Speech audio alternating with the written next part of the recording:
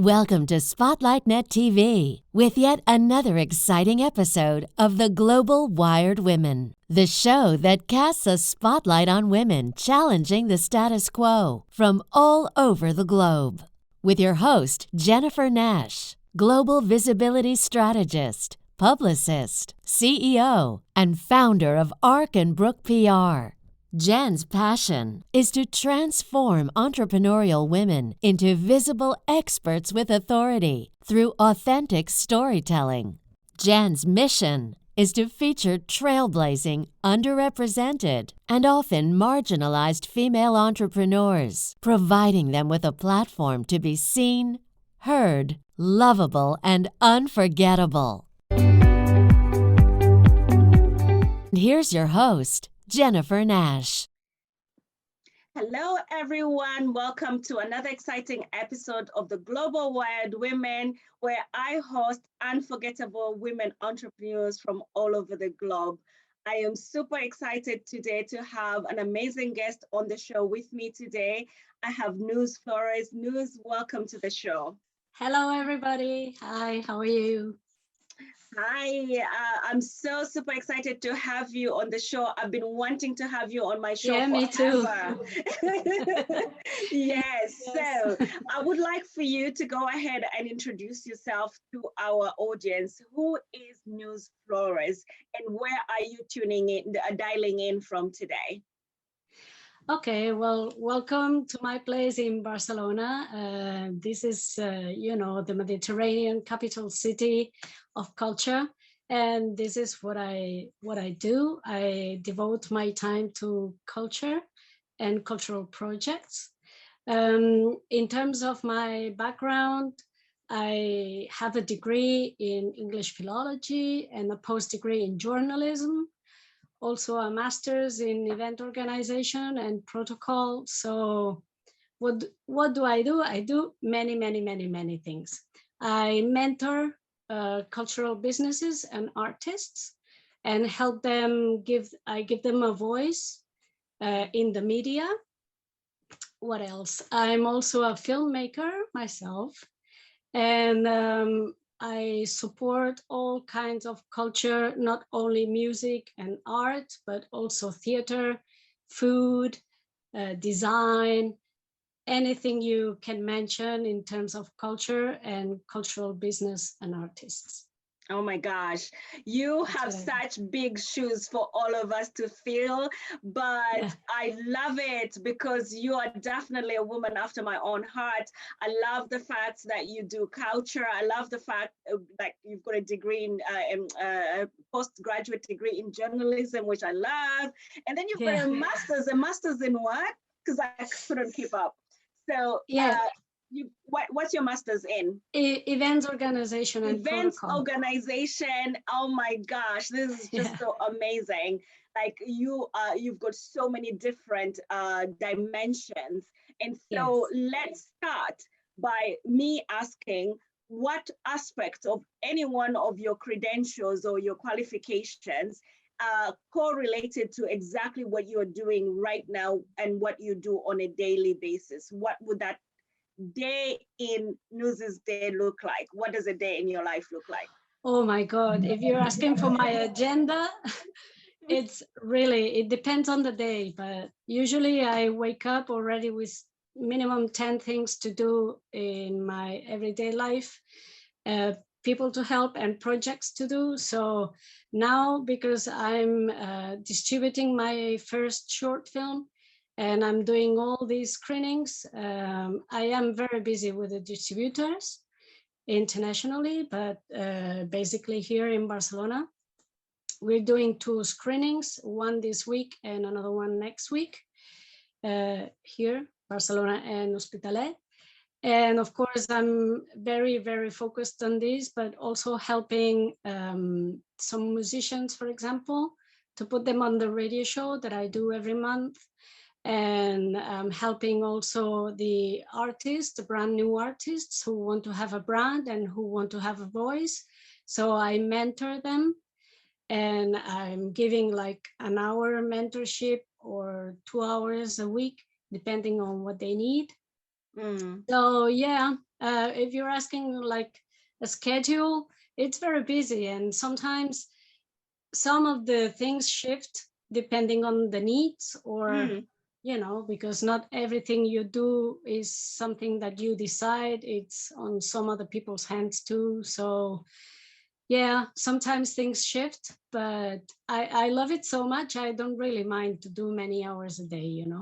Amazing. Wow. Yeah. You sound like you have a proper busy CEO schedule.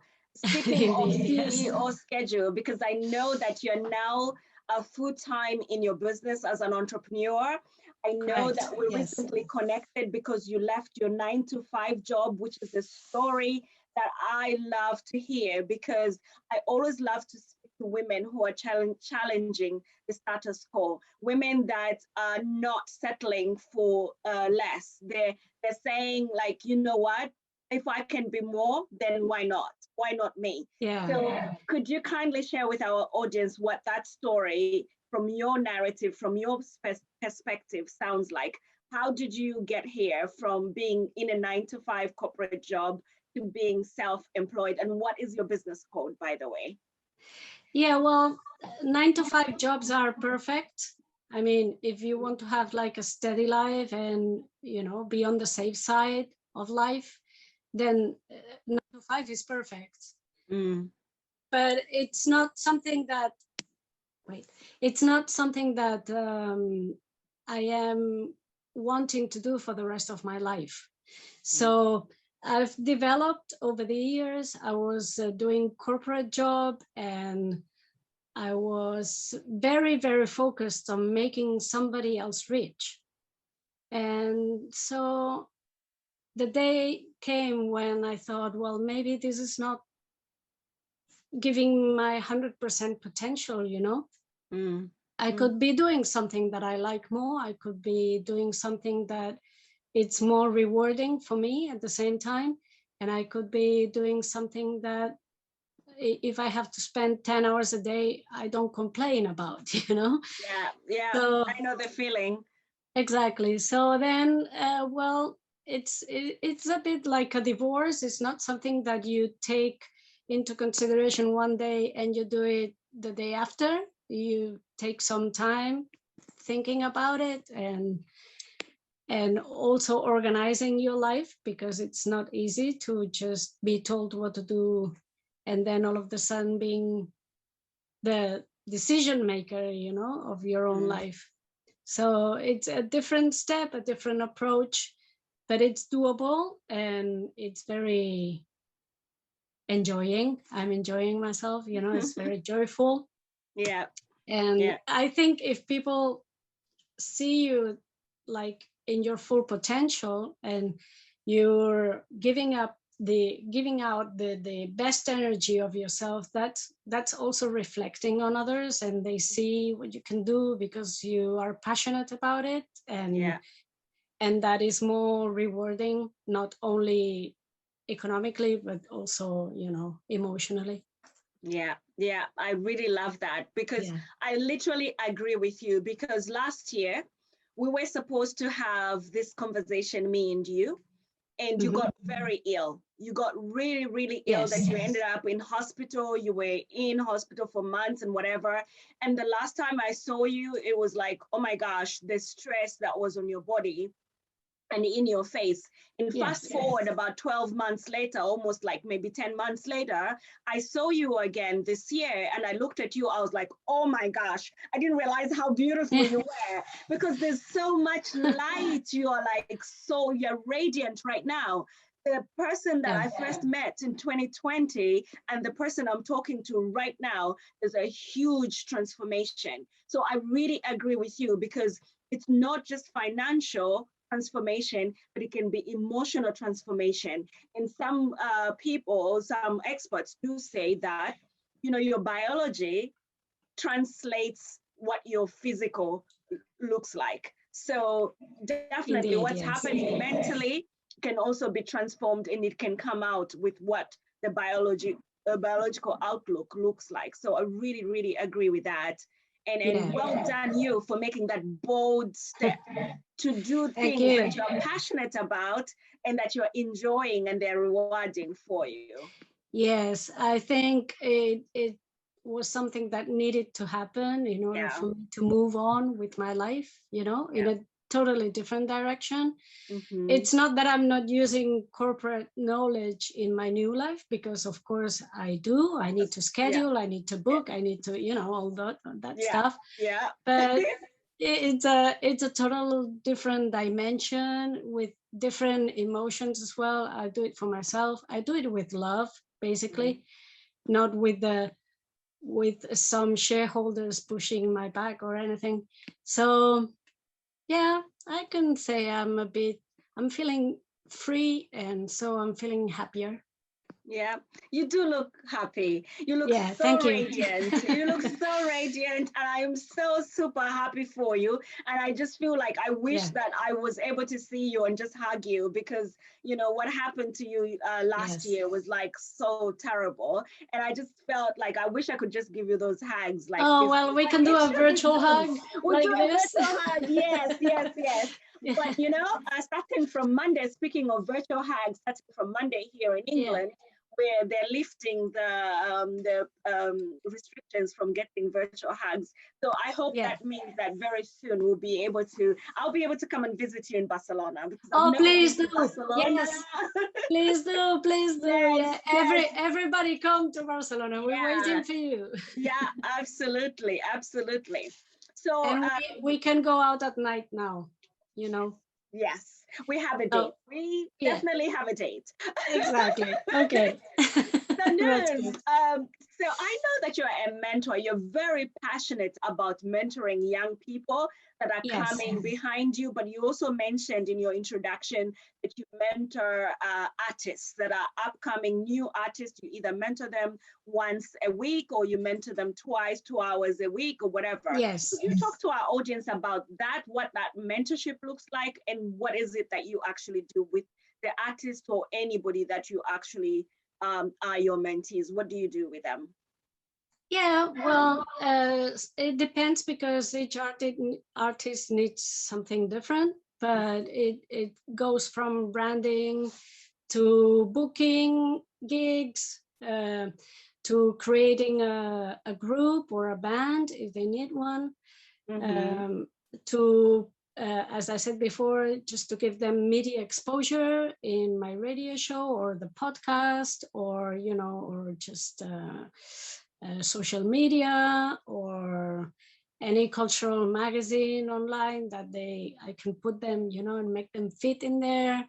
So it's not only just one thing, and it's not the same thing for every artist. It's very tailored, very VIP service, and it's just person to person oriented. Okay. It's not B2C, it's C2C, so to say. C2C. Wow, I love it. So am I right in thinking then that when you say mentorship, when you actually are you hired as an expert who guides them? Are you paid for that? So it's paid mentorship, right?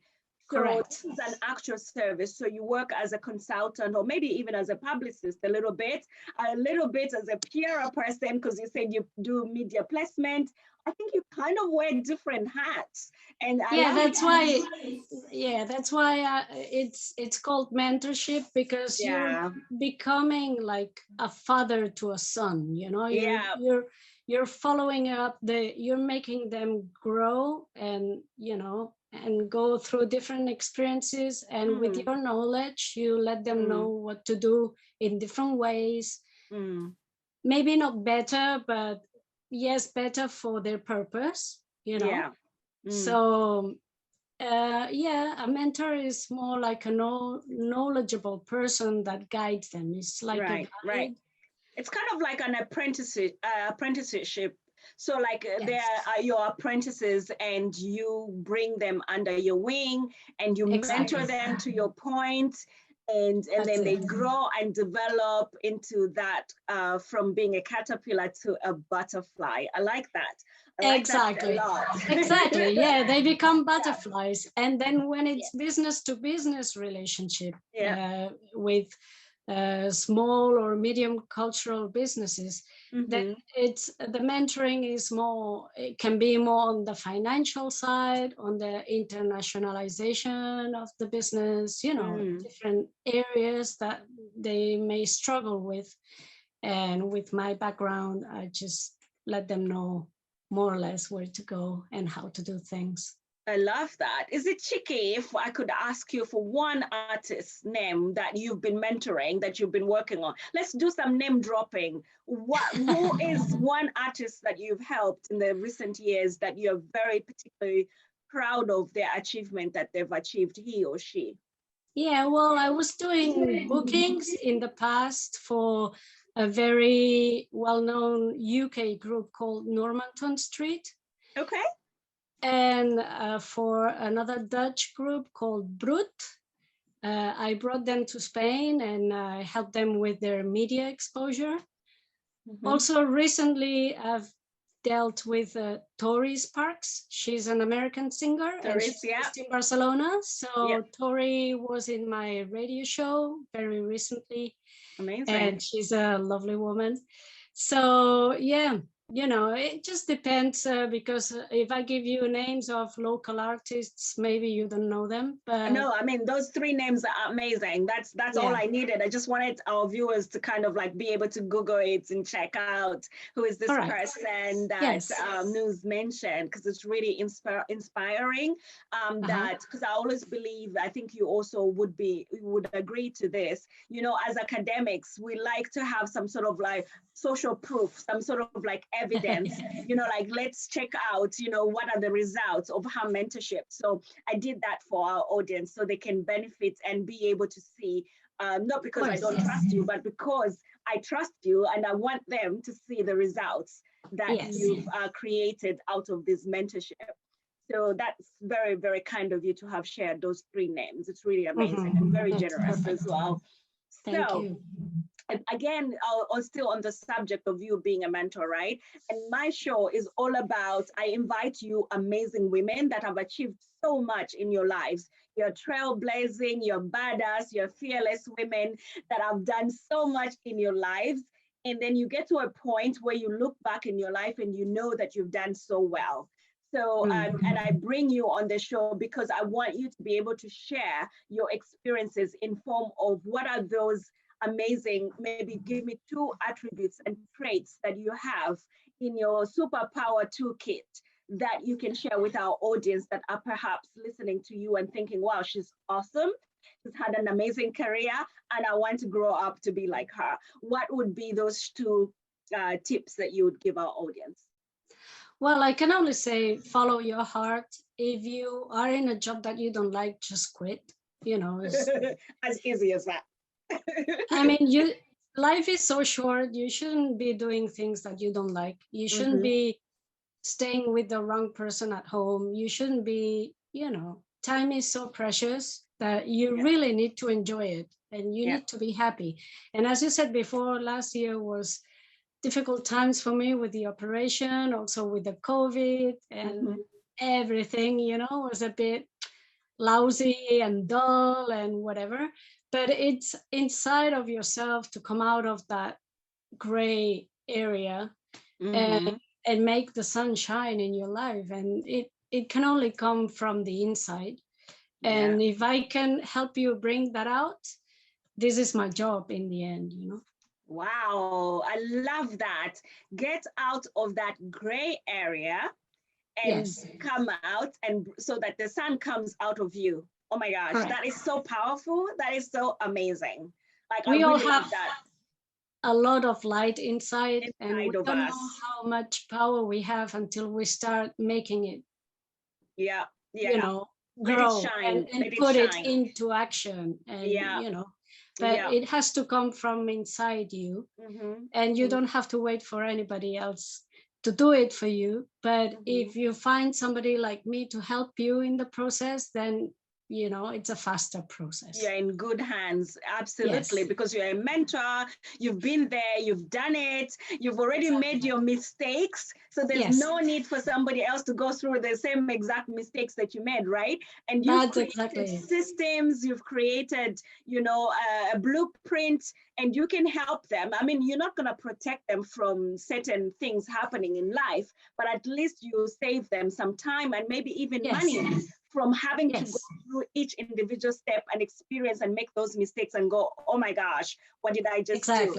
So they can avoid the pitfalls like that with your own daughter, you wouldn't be able to experience and stop her from experience her own life. Yeah. But as a mother, you can tell her, well, be careful in that area, be careful while you're doing this, be careful with that. So that's what I'm doing. I'm just putting some red warnings to the people who come to me, so that they don't cross that line, but having fun in the process, just enjoying what we do and putting the love in it.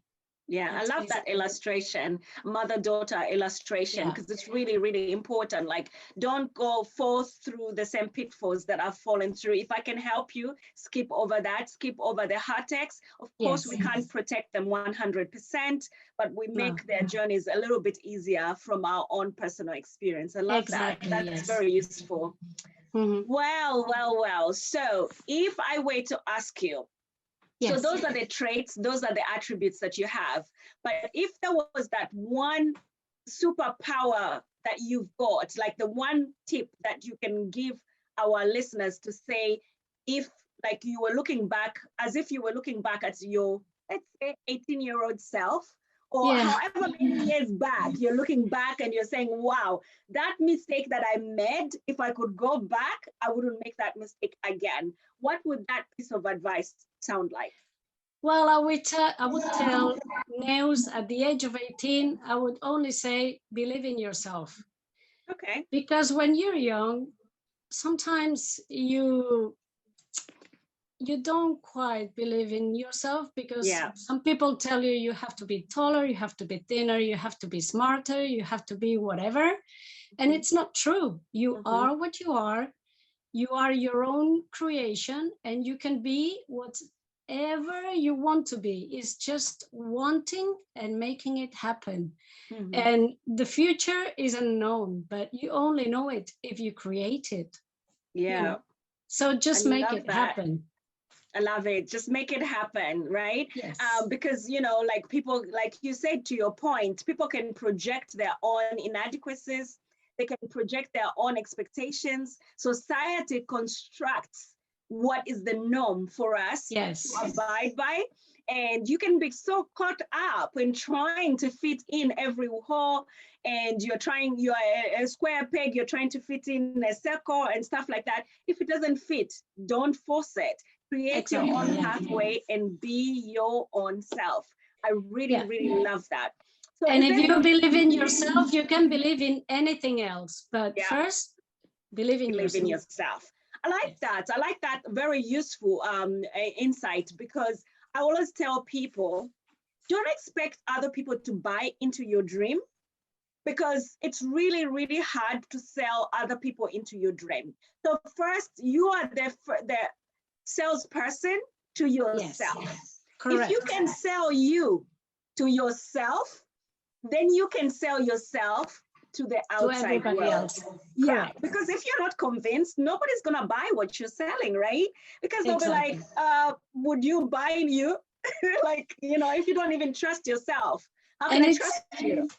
Exactly. And that's because people don't really buy products or services. What they buy is the passion. They buy the emotion. Yes. And if you can sell that emotion, then they buy anything from you. Absolutely. Love it. Love it. I mean, even at the beginning of our conversation, we did say in PR, people buy from people, right? They don't buy from products. They don't buy from brands. So, because people always feel like they purchase things using their brain, their mental capacity, when in actual fact, people buy using emotions, to your point. Yes. It's all about neuroscience. So really Correct. agree with that. Yes. I really agree.